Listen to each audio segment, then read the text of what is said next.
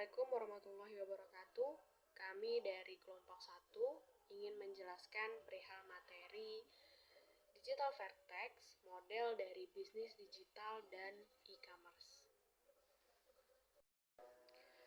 Saya Nurtiara Salsabila dengan NIM 23040243 ingin menjelaskan perihal pengertian dari bisnis digital dan konsep dari Digital Vertex. Nah, yang pertama, bisnis digital adalah bentuk kegiatan usaha yang memanfaatkan teknologi, terutama internet sebagai sarana utama dalam menjalankan proses bisnis. Nah, dalam bisnis digital ini, seluruh aktivitas seperti pemasaran, transaksi, hingga pelayanan pelanggan dilakukan secara online atau digital. Hal ini memungkinkan perusahaan menjangkau pasar yang lebih luas dengan biaya yang lebih efisien dibandingkan bisnis secara konvensional. Selanjutnya adalah konsep dari Digital Vertex. Digital Vertex merupakan pusat dari transformasi digital dalam sebuah bisnis.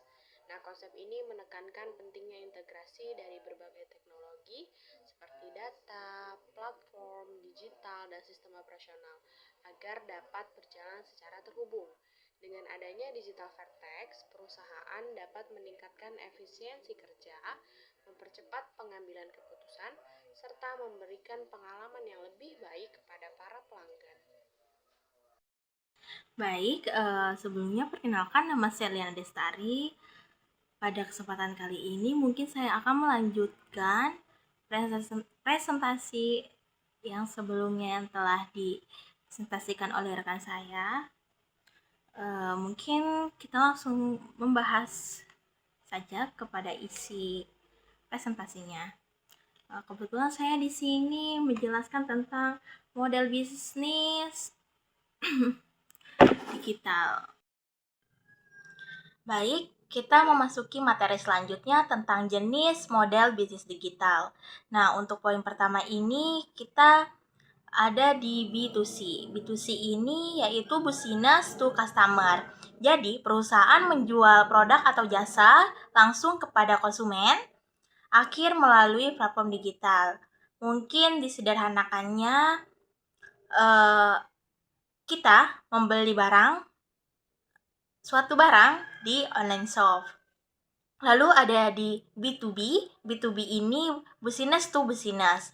Business to business ini mencakup tentang transaksi dilakukan antar perusahaan untuk memenuhi kebutuhan operasional atau produksi. Nah, lebih singkatnya mungkin pabrik yang menyiapkan bahan baku untuk jual ke pabrik lain. Lalu ada di poin 3 yaitu C2C, customer to customer.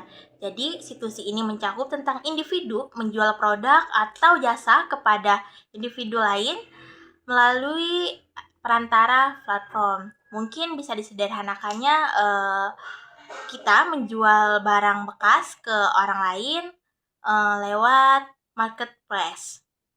Lalu poin terakhir yaitu C2B, customer to business.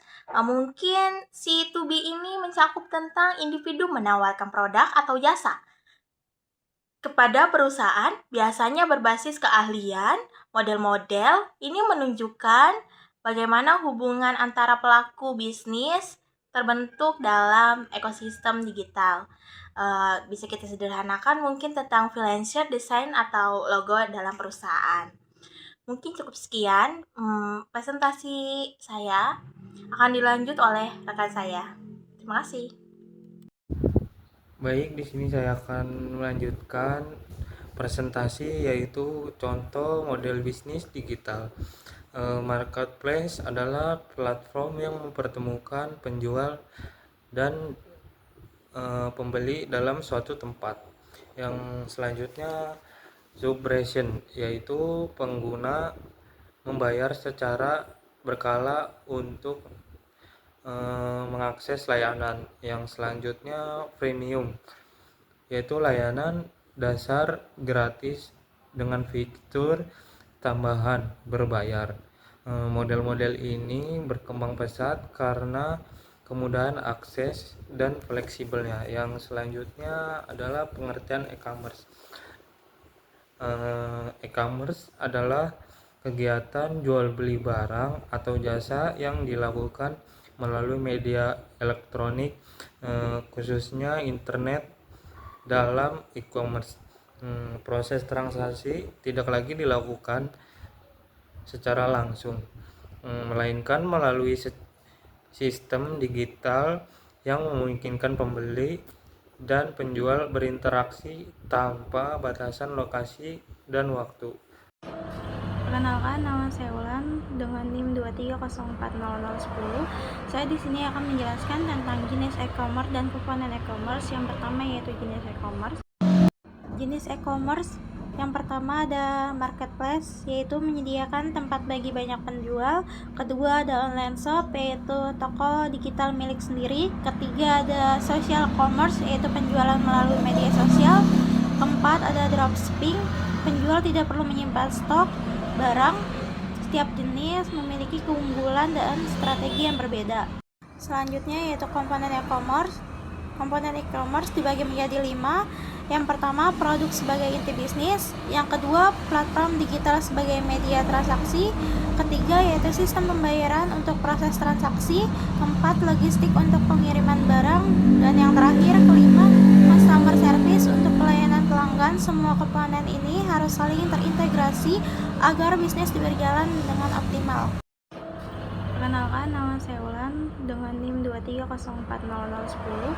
Saya di sini akan menjelaskan tentang jenis e-commerce dan komponen e-commerce. Yang pertama yaitu jenis e-commerce.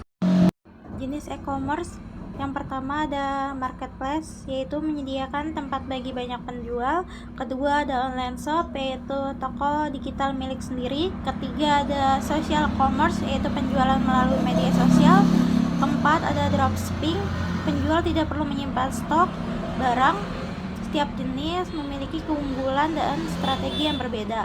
Oke, kita masuk ke slide yang ke-10, yaitu alur proses e-commerce. Alur proses e-commerce itu apa sih? Alur itu ya namanya alur pasti proses ataupun cara bagaimana kita menggunakan e-commerce. Yang pertama pasti kita mencari produknya dulu. Terus yang kedua, kalau misalnya sudah mencari produknya, produk yang diinginkan sudah dicari, pasti pelanggan melakukan pembayaran atau pemesanan. Kayak misalnya kita cek ke Shopee, pasti kita cari barangnya dulu, terus kita mencari-cari atau kita membandingin barang-barang yang lainnya, terus kita melakukan pemesanan atau pembayaran. Setelah itu pasti penjual akan memproses pemesanan sampai produknya pun sampai ke pelanggan tersebut atau customer tersebut. Oke, kita masuk ke slide yang ke-11, yaitu kelebihan e-commerce. E-commerce memberikan keuntungan bagi pelaku usaha maupun konsumennya. Jadi yang pertama, keuntungan utamanya adalah beroperasi selama 24 jam tanpa batas. Beroperasi selama 24 jam tanpa batas artinya kita bisa memesan barang yang kita mau selama 24 jam full. Jadi kita mau mesennya di tengah malam, mau pagi, mau siang, mau sore, itu kita bisa dengan waktu 24 jam tersebut. Jadi tidak ada batas waktunya untuk memesannya. Yang kedua itu jangkauan pasar jauh lebih luas karena dapat diakses oleh siapa saja bagi yang terhubung dengan internet. Jadi jangkauan pasar lebih luas, kita bisa memesan barang dari manapun kita berada. Kita bisa memesan barang lewat e-commerce tersebut tanpa khawatir karena jauh ataupun lokasi kita yang kurang memastikan gitu. Yang ketiga,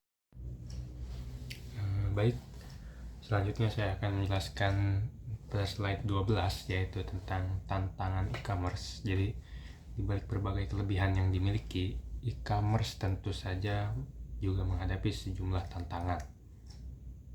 Di antaranya yaitu persaingan antar pelaku bisnis yang sangat ketat, menuntut perusahaan untuk terus berinovasi agar tetap relevan di pasar. Selain itu, isu keamanan data menjadi hal yang sangat penting karena transaksi dilakukan secara digital. Kepercayaan pelanggan juga menjadi faktor krusial yang harus dijaga melalui pelayanan yang baik dan sistem yang aman. Jadi itu beberapa tantangan yang dimiliki oleh e-commerce. Di antaranya ada keamanan, kepercayaan pelanggan, dan juga persaingan antara pelaku usaha bisnis. Itu tantangan-tantangan yang ada di lingkungan e-commerce. Oke, selanjutnya di slide ke-13, di mana di sini membahas strategi bisnis digital. Untuk strateginya, yang pertama kita bisa melakukan dengan membangun branding yang kuat, di mana kita harus mengenalkan merek kita kepada konsumen lebih masif lagi, lebih besar, lebih konsisten lagi dalam mengenalkan merek. Dan kita harus menciptakan branding yang kuat agar di mata para konsumen ataupun calon konsumen, nama merek kita ini terkenal dengan hal yang positif. Oke, selanjutnya kita bisa memanfaatkan digital marketing seperti media sosial dan iklan online. Yang saya maksud tadi itu bisa menjadi alat untuk menciptakan branding yang kuat. Kita harus membuat konten-konten tentang produk kita yang dimana bisa kita share di media sosial, yang dimana itu sangat gratis, dan juga ada fitur berbayarnya untuk membantu meningkatkan performa marketing kita di sosial media. Ada fitur online ataupun di tempat lain, yang dimana itu iklan online adalah fitur berbayar yang bisa meningkatkan kegiatan marketing kita. Yang kemudian di nomor 3 ada fokus pada pengalaman pelanggan. Kita bisa lebih fokus kepada pengalaman pelanggan, di mana kita harus memuaskan setiap pelanggan yang ingin berbelanja di bisnis kita ini, mulai dari segi pelayanan, yang dimana kita harus fast respon, kita harus memberikan respon terbaik, respon yang sangat cepat, dan juga mulai dari segi pengemasan, karena ini bisnis digital, kita harus mengemasnya dengan baik. Kita berikan penawaran-penawaran menarik agar saat mereka berbelanja, mereka merasa ada yang beda dari bisnis kita ini, dan itu sangat baik. Itu. Dan yang terakhir, kita ada terus berinovasi mengikuti perkembangan teknologi, serta strategi yang tepat akan membantu bisnis bertahan dan berkembang di era digital. Nah, kita juga harus berinovasi dalam menjalankan bisnis agar bisnis kita tidak monoton, tidak itu saja, agar para konsumen itu merasakan hal yang baru dan fresh setiap saat, setiap periode, agar mereka tidak merasa bosan. Dan kita juga harus menentukan strategi yang tepat untuk kedepannya di bisnis kita ini. Dan lanjut pada slide berikutnya, slide 14, di mana di sini membahas tren bisnis digital. Jadi perkembangan bisnis digital saat ini dipengaruhi oleh berbagai tren seperti penggunaan kecerdasan buatan AI. Jadi untuk mengikuti perkembangan bisnis digital, kita harus mengikuti tren apa yang sedang banyak digandrungi di masa yang sedang berjalan ini. Contohnya ya ini, penggunaan AI. Kita harus bisa memanfaatkan teknologi ini, kecerdasan buatan ini, untuk membantu kita dalam mengelola bisnis digital, di mana AI ini memang sangat membantu mengefisienkan waktu, dan juga fitur ini juga mungkin bisa dirasakan oleh pelanggan nantinya, yang dimana mereka menggunakan AI untuk mengikuti dari segi fitur e-commerce-nya. Mungkin AI itu menyortir kebiasaan pengguna dan juga membantu mengkustomisasi tampilan e-commerce mereka. Serta selain penggunaan AI juga bisa jadi personalisasi layanan yang saya maksud tadi.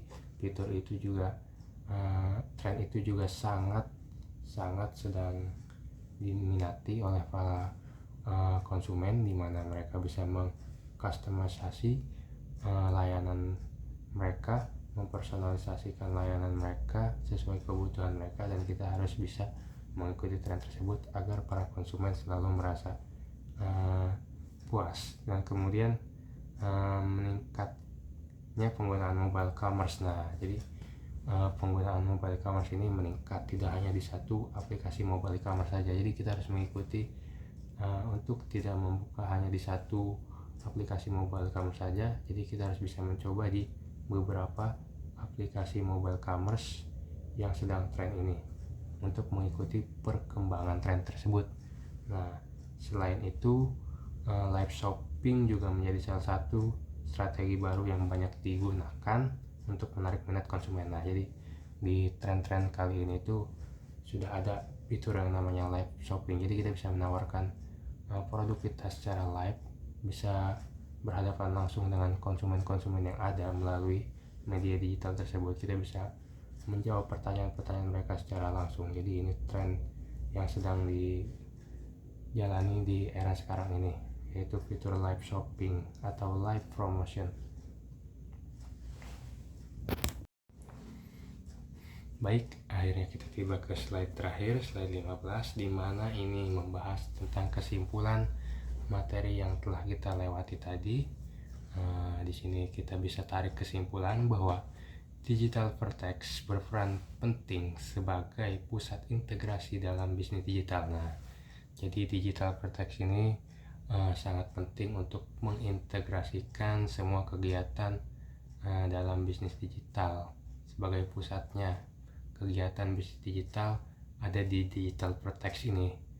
Dengan memanfaatkan model bisnis digital dan e-commerce secara optimal, perusahaan dapat meningkatkan daya saing dan memperluas pasar. Kunci utama keberhasilan terletak pada kemampuan beradaptasi dengan teknologi dan memahami kebutuhan pelanggan. Nah, jadi kita harus memanfaatkan model bisnis digital dan e-commerce ini secara optimal agar perusahaan dapat meningkatkan daya saing dan juga memperluas pasar di bidang atau di media digital ini. Jadi tidak hanya di media konvensional, tapi juga bisa memperluas pasarnya melalui digital, yang dimana digital ini menjamah pasar yang sangat luas. Kita bisa memanfaatkan e-commerce, yaitu salah satu alat untuk mempromosikan atau menjual produk-produk yang kita miliki. Nah, jadi kunci keberhasilannya juga terletak pada dimana kita harus memiliki kemampuan beradaptasi dengan sesuatu yang baru, terutama di ranah digital ini. Kita harus mampu beradaptasi dengan teknologi yang baru, karena selalu ada fitur-fitur baru yang bertambah dengan seiringnya berjalannya waktu yang terbilang sangat cepat perkembangannya. Jadi kita harus bisa mengikutinya, kita harus bisa beradaptasi menggunakan fitur-fitur tersebut agar tidak ketinggalan dalam kegiatan bisnis digital ini.